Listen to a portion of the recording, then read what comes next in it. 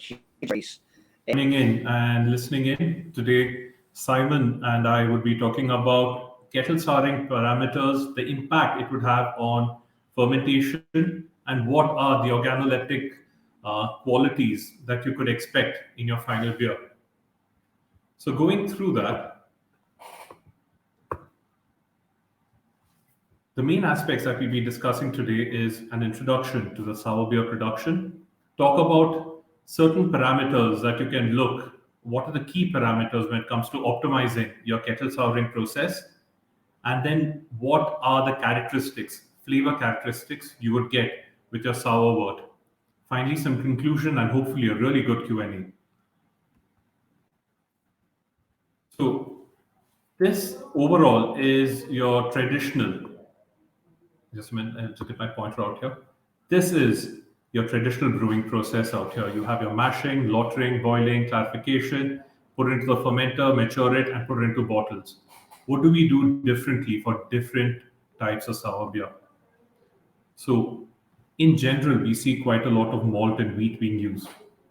Post cooling, it's in, if you look at certain lambic styles, goes, beers, and so on, it's a mixed primary fermentation that happens in an oak barrel or a forder. Some of them, they just actually leave it open and you let it have a spontaneous fermentation. The next one is that you would look at an yeast and lactobacillus co-inoculation. This holds true for Berliner Weiss, wherein you have overall a very low IBU so that you can let even the bacteria grow and produce enough of its lactic acid and bring about certain other characteristics that come along with that. The next method is you effectively make a blend of quite a lot of pale ales and colored malts. So this comes in more into the Flanders Red, wherein you would have a Saccharomyces-based fermentation in your primary, and then end up having a mixed or a secondary fermentation that would happen in oak forders. So this would be classified under the Flanders Red, and a very good example of this is Rodenbach. All these methods are really good, but if you look, they're all done in Europe, where the ambient microbial load in the air itself is much, much, much lower.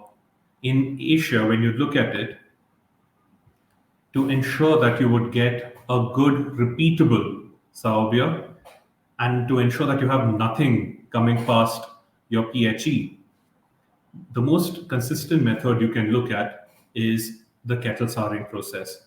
So here what happens is post lautering, once you've collected your wort, you just give it a quick boil. That's to kill off any other microbes that are present already, that might be present in your wort.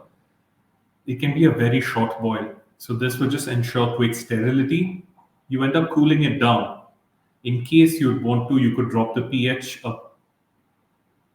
You could drop the pH a bit using lactic acid, and then you could start your lactic. You could leave it add your bacteria inside, and start your lactic fermentation. Once you've achieved the desired pH, what you would end up doing is just boiling it off, add the hops inside, and take it through the regular process. Following this, you can look at two very common pathways. One is the homofermentative bacteria. So this would be the Lactobacillus plantarum, wherein the glucose ends up going through the regular pathway and gives out two molecules of lactic acid. The heterofermentative is slightly more interesting in this aspect, wherein during the pathway, there is a slight liberation of carbon dioxide, a small amount of lactic acid that is produced, and in the absence of oxygen, you would see the production of ethanol. If you do end up adding a bit of oxygen, you would see the production of acetic acid. So these are the two pathways that you can see. Now, before I start or continue any further, I'd be really grateful. Charles, could you please share the poll on could you please start the poll if people have actually used or heard of the SAF-SAR range?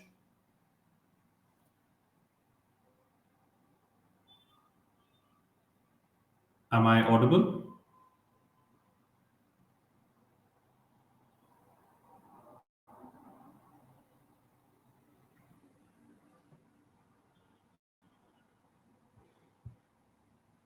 Sorry, Krishna, I shared the wrong one.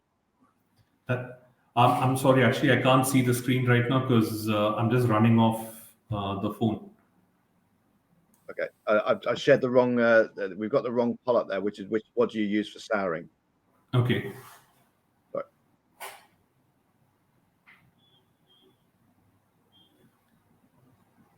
Can you see the poll on the screen? I'm sorry, I'm unable to actually see anything because I'm running on two screens and I've got a power failure here. Okay, Simon, do you want to jump in? Can you see the screen? Yes, I'm able to see. So what do you use for souring? Bacteria from yeast suppliers, spontaneous souring, or yogurt cultures? And I'm unable to see the answers so far, but I guess you'll be able to share, Charles. So at the moment, we're seeing the results come in will be 77% bacteria from yeast suppliers. Okay. And yogurt cultures is 30%. I'll give it a couple more moments just to people to finish voting. If you have any more votes, put them through. Okay, so I'll close off the poll now, then you should be able to see the results, Simon. Awesome. So yeah, 61% bacteria from yeast supplier, no one using spontaneous souring, interesting, and 38%, so almost 40% using yogurt cultures. Okay, that's comforting to hear. So if we can continue, then is the screen back on? Yes, it is. Yeah. All right. Perfect. Now here you can see just summarizing what we had just spoken about is the Lactobacillus plantarum. It uses effectively the glycolysis pathway, and then it goes into a lactic fermentation. When you look at the Lactobacillus brevis, it uses the phosphogluconate pathway, so wherein it is also called the pentose phosphate pathway, and hence you can see a slight production of carbon dioxide, and then and also ends up producing ribulose 5-phosphate. As it goes down this, you can see that based on the presence or absence of oxygen, you can get with oxygen acetic acid, or without oxygen small quantities of ethanol with the regular production of lactic acid. So based on this, we have two organisms. One is the Lactobacillus plantarum LP652 and Lactobacillus brevis LB1. To see how do these two organisms function, or how do they have an impact, we did a study. One, by adjusting the pitch rate using different pitch rates of starting from 1 gram per hectoliter to 100 grams per hectoliter. The second one, by varying the degree plateau from 8-degree plateau to 12-degree plateau and 16-degree plateau. Finally, seeing the impact temperature has on the souring process, wherein the temperature we read all the way from 30 degrees to 45 degrees Celsius. And then lastly, the impact that aeration or the addition of oxygen has in the process. So we had one which was anaerobic and the other one which was aerobic. And the whole time, the analysis that was carried out was on seeing the rate of acidification or the acidification kinetics, analyzing the acids that were there and seeing which were the organic acids that were present. So now, taking the first part of the study by seeing the impact of the pitch rate.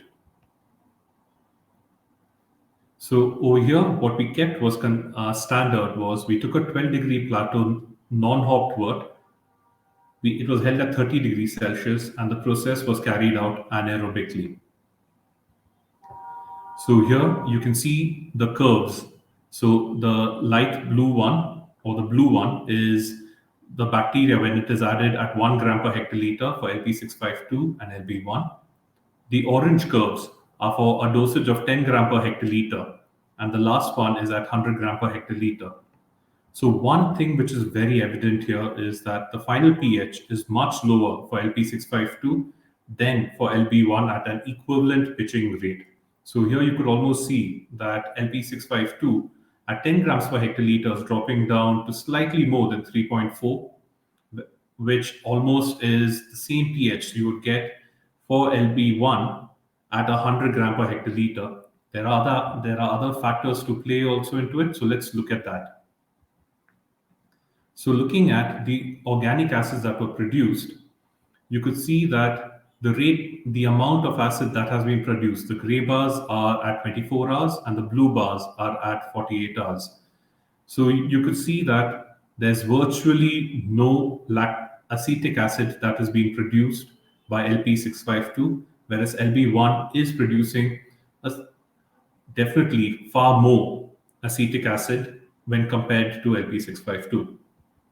So here, one thing that we can say is that LP652 produces far more lactic acid, which could lead to a lower pH. LB1 also produces acetic acid. Looking at your degree plateau, the impact that the original gravity has on acidification. So here we took 10 grams per hectoliter of bacterial dosage, kept the temperature consistent at 30 degrees Celsius, and it was carried out in an anaerobic, in an environment without air. So here you could see that the rate of fermentation was rather quick in both cases, but the pH was far lower in LP652, which we can again go back and attribute it to the higher production of lactic acid when compared to LB1. So LP652 at the highest or at the most concentrated at 16 degree plateau, it was still at approximately 3.6, the final pH, whereas LB1 at its lowest was slightly higher than 3.6. So you can see that there's a very marginal difference in the final pH reached. Now looking at another very interesting aspect in this, that is the wort buffer effect. So just considering the end of LP652 out here, you can see that this is the total amount of acid produced. So you have your lactic and your acetic. So if you consider this, both of them at 8 degree and 12 degree plateau, their pH is virtually the same, even though there is almost a 1 gram per liter difference in the amount of lactic acid present. If you consider something like the difference between 12 degree plateau and 8 and 16 degree plateau, it's almost at the same pH, but then the difference is 0.2 gram per liter. So this just talks about the ability of the wort to buffer. You have quite a lot of buffering compounds already present inside your wort. So it just goes to say that a lower degree plateau will help you see a much bigger difference in pH for a much lower production of lactic acid or any other organic acid. So just having an overall look at what was present even with LB1. So here what you can see is that LB1, it did produce far less acid, but overall the pH difference, the final pH difference is minimal. So this just goes to show that a combination of lactic and acetic acid could have actually led to almost a similar pH. Looking at the impact of temperature here, temperature, since here we are playing with quite a wide array, that's from 45 all the way to 30 degrees Celsius. Here, what is being kept constant is the bacterial dosage at 10 grams per hectoliter at 12 degree plateau non-hopped wort in an anaerobic condition. So what is evident, most evident, is that we start at a pH of almost 4.8 to 5. So at a temperature of 45 degrees Celsius, you see virtually no acidification. Acidification starts when the temperature is below 45 degrees. So at 40 degrees, you're able to see a small amount of acidification, and from 37 degrees Celsius and lower, you can see the pH drops actually speeding up a lot. So you can safely say that a temperature higher than 37 degrees Celsius has a negative impact on the lactic fermentation performance for both strains. So if you're looking at doing this, please cool your temperature down to below 40 degrees. So something like 36, 37 degrees Celsius would be really, really good for your fermentation. Then taking it forward and having a look at the quantity of acid produced, you can see similar results. You can see the trend which is there.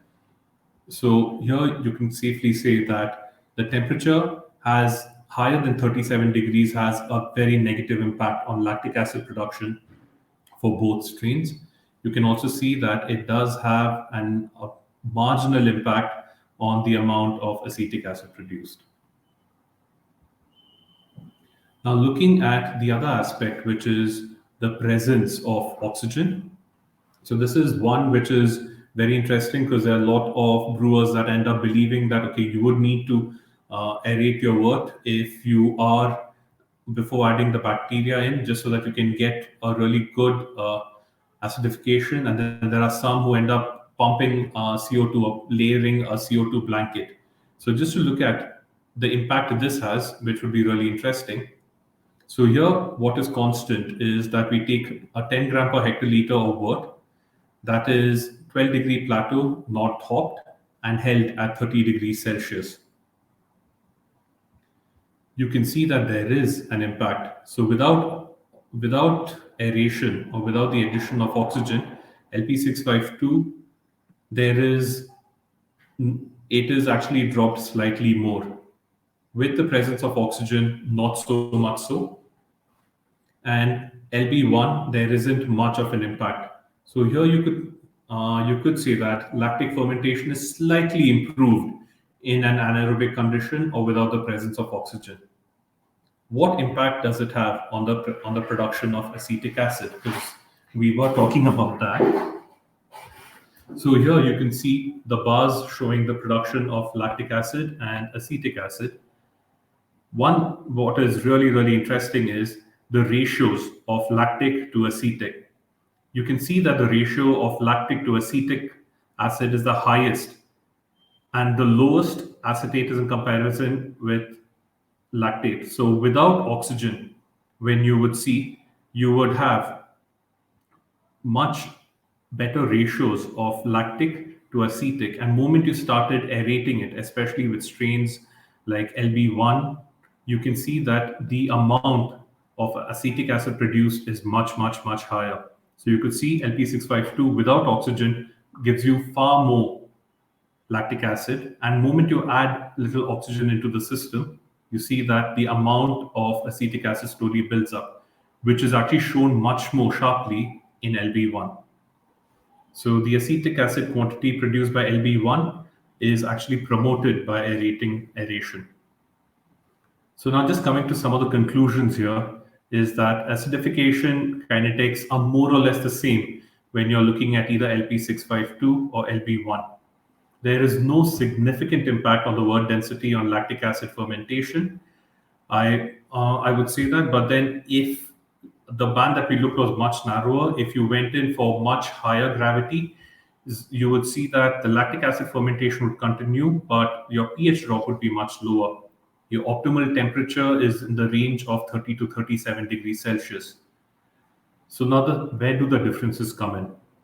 So here you could see that LP652 produced more lactic acid, or more or less it was only producing lactic acid.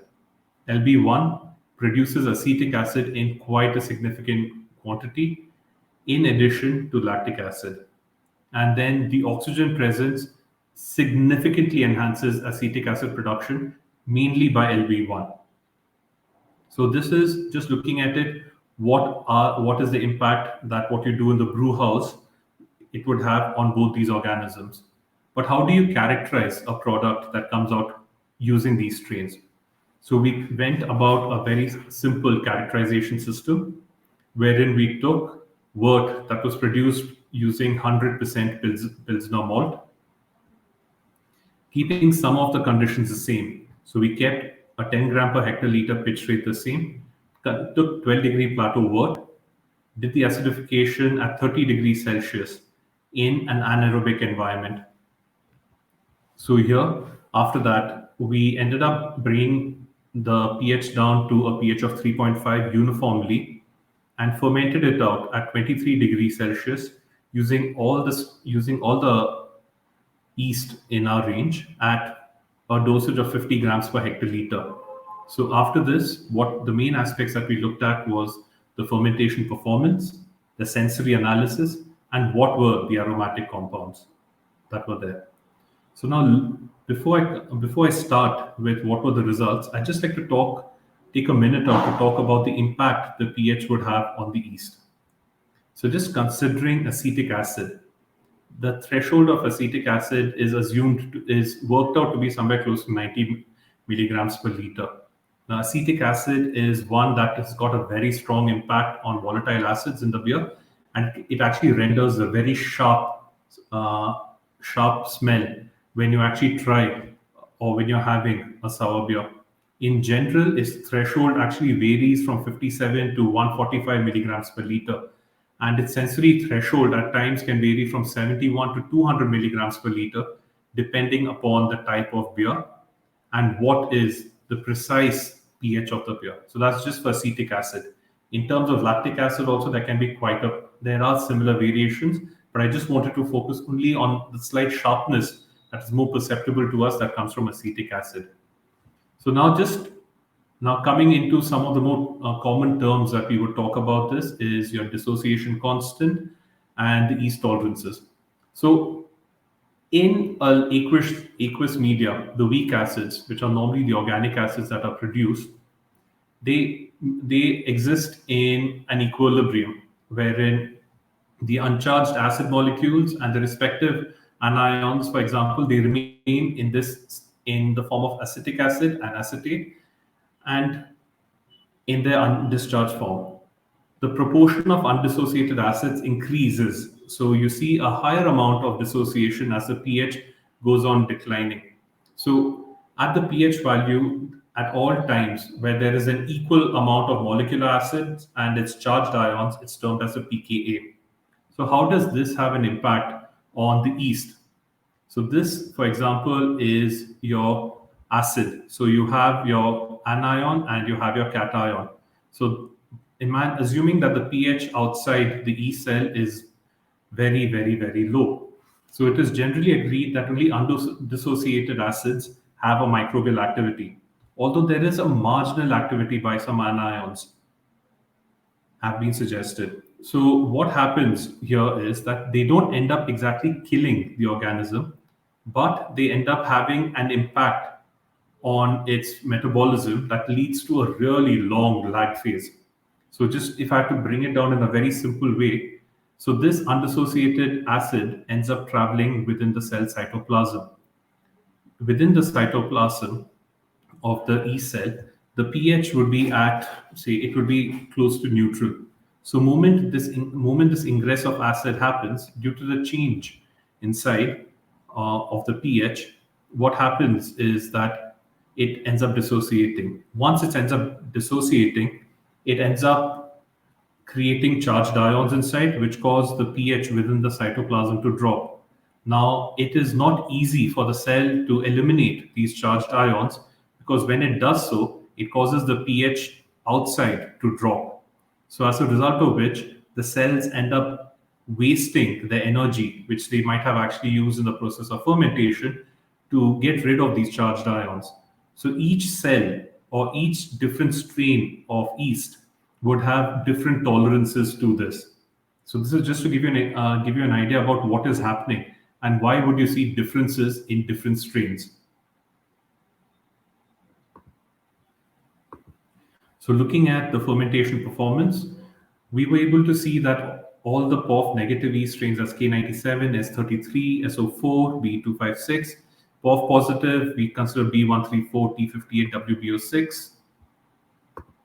Then we consider the POF negative as USO5. So you can just see here the fermentation curve for K97. So the control was fermenting faster and reached the endpoint much sooner when compared to the ones compared to USO5 fermented in acidified wort with LP652 and LB1. You can see a similar trend with USO5 that just suggests that USO5 might be slightly more sensitive when compared to K97.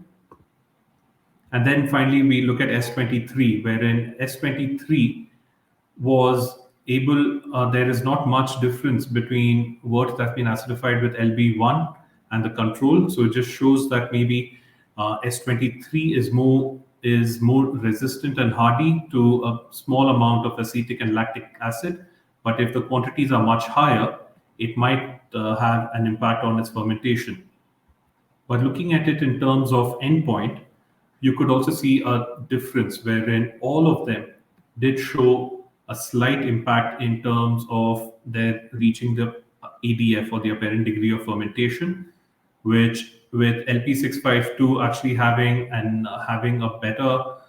a bigger impact on it, especially in strains like B134, in strains like T58. WBO6, the workhorse that it is, didn't seem to be phased at all. So this is just the impact that acidified wort would have on fermentation. Looking at it from a more sensory perspective, so this is the strain S33. So this is the finished beer that has been tasted.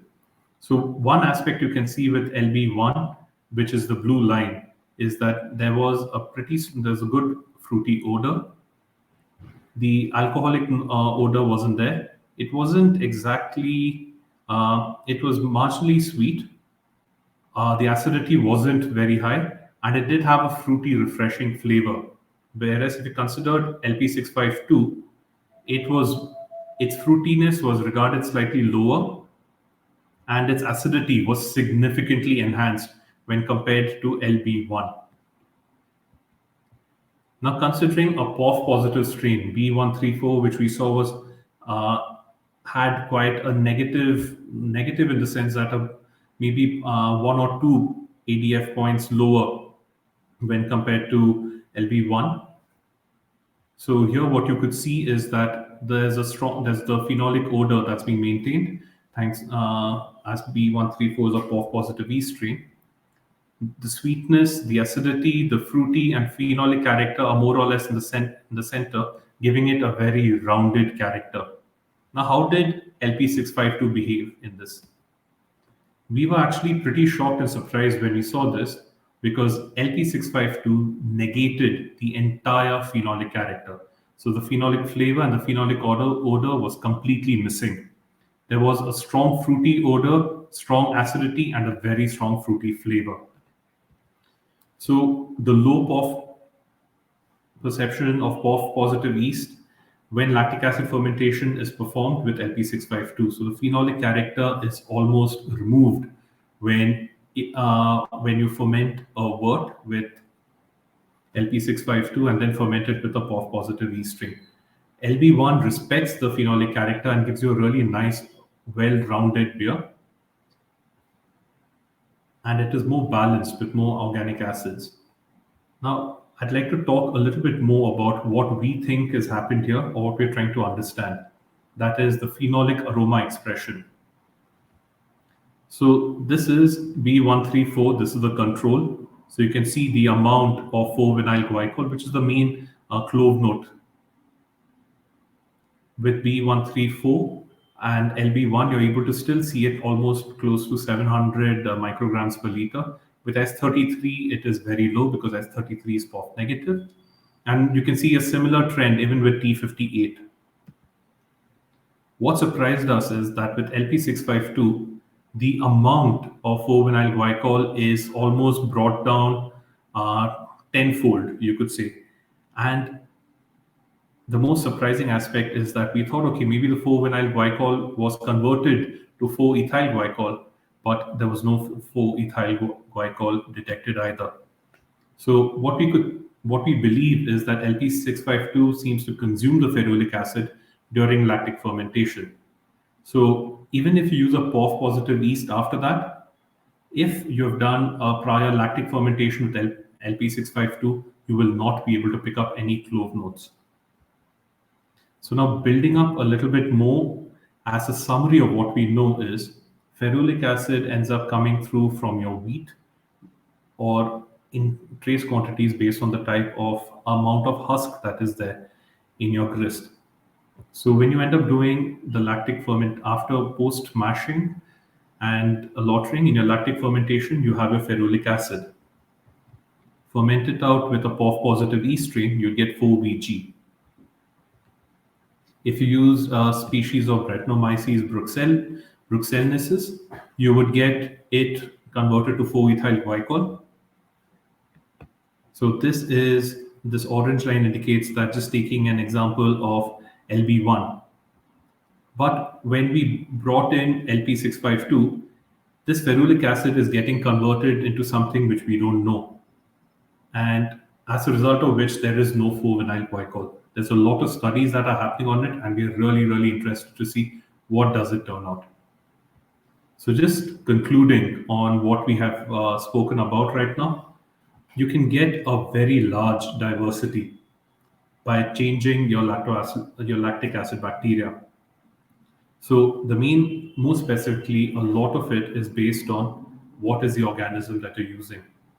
So the quality of the acidity produced during lactic fermentation is related to the relative importance of lactic acid. Lactic acid brings out the dairy character versus the acetic acid, which is more of the vinegar character in terms of production. LB1 gives you more acetic acid, and you can control the amount of acetic acid you can produce by the amount of aeration. LP652, on the other side, produces almost double the amount of lactic acid than LB1. Looking at the flavor impact of it, LB1, due to its aromatic neutrality, actually respects the yeast flavor. So it ends up letting the yeast enhance some of the characteristics, giving you a very refreshing beer, wherein the yeast is showcased with the lower pH. LP652, on the other hand, really develops strong citrusy notes with tropical fruit, peach notes during lactic fermentation. LP652 also reveals its potential of fruity expression, and with POF positive yeast strains as such, it completely negates the POF characteristic or the clove notes. So this is just an overview and about both these bacteria and how you could use them for kettle souring. I'd like to thank you all for your attention.